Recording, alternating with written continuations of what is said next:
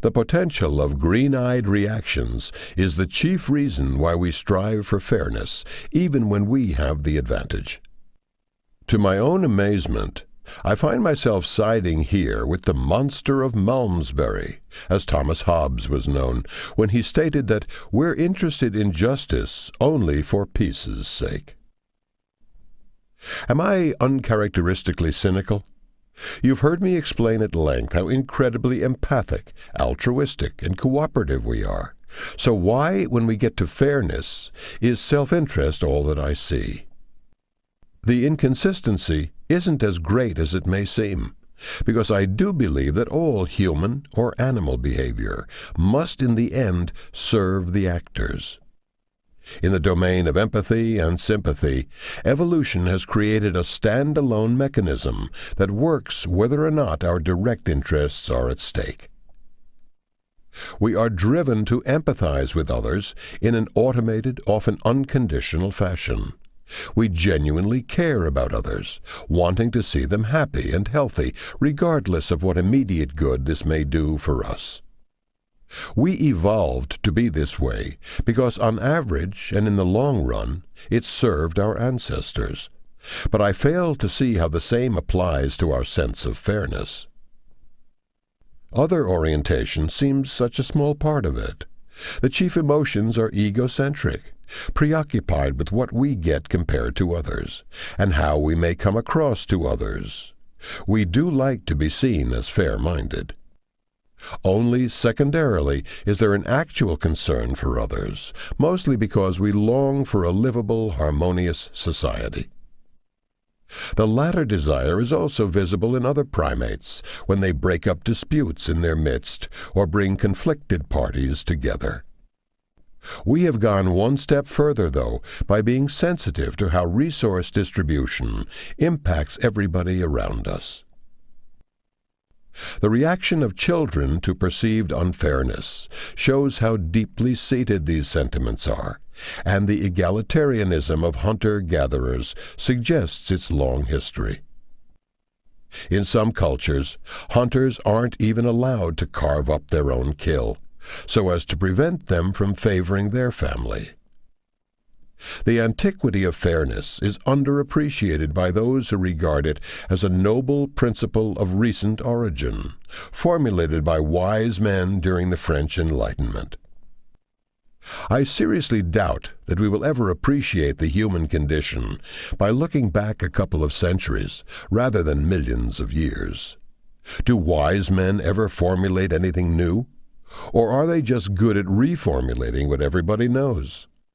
They often do so in an admirable fashion, but to credit them with the concepts themselves is a bit like saying that the Greeks invented democracy. The elders of many pre-literate tribes listened for hours, sometimes days, to the opinions of all members before making an important decision. Aren't they democratic? Similarly, the fairness principle has been around since our ancestors first had to divide the spoils of joint action. Researchers have tested this principle by offering players an opportunity to share money. The players get to do this only once. One player is given the task to split the money into two, one part for himself, the remainder for his partner, and then propose this split to the other. It is known as the ultimatum game, because as soon as the offer has been made, the power shifts to the partner. If he turns down the split, the money will be gone, and both players will end up empty-handed. If humans are profit maximizers, they should of course accept any offer, even the smallest one. If the first player were to give away, say, $1 while keeping $9 for himself, the second player should simply go along. After all, $1 is better than nothing. Refusal of the split would be irrational, yet this is the typical reaction to a 9-to-1 split. A comparison of 15 small-scale societies by American anthropologist Joseph Henrich and his team found some cultures to be fairer than others. Offers in these faraway places, in local currency, and sometimes using tobacco instead of money, ranged from an average of $8 for the first player and $2 for the second, all the way to $4 for the first and $6 for the second. Even the latter hyper-generous offers were rejected in cultures in which making a large gift is a way of making others feel inferior. For most cultures, however, offers were close to equal, often with a slight advantage for the first player, such as a $6 versus $4 division.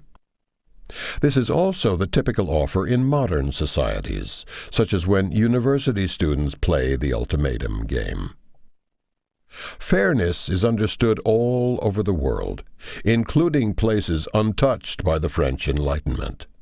Players avoid highly skewed proposals. That they don't want to appear greedy is understandable. Brain scans of players facing unfair proposals reveal negative emotions, such as scorn and anger. The beauty of the ultimatum game is, of course, that it offers an outlet for these feelings. Those who feel slighted can punish the proposer, even though in doing so they also punish themselves.